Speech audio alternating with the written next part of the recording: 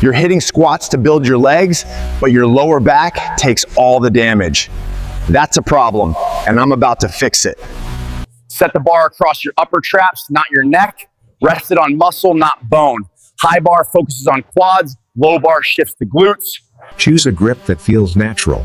Squeeze your upper back tight and create a strong platform. Elbows under the bar, not flared behind. And Keep it to 3 steps back. 1 step back, second foot matches, third fine-tuned stance. Don't wander around. Squat stance should fit your body. Slightly wider than shoulder width, with toes slightly out, works for most. Test with bodyweight squats. Before descending, take a deep breath into your belly. Tighten abs like preparing for impact. Protects your spine and moves more weight safely. Keep the bar straight over the middle of your foot.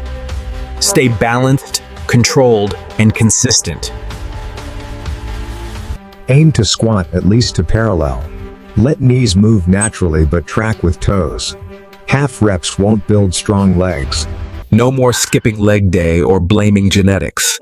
Squat with purpose, train smart, and build legs that show results.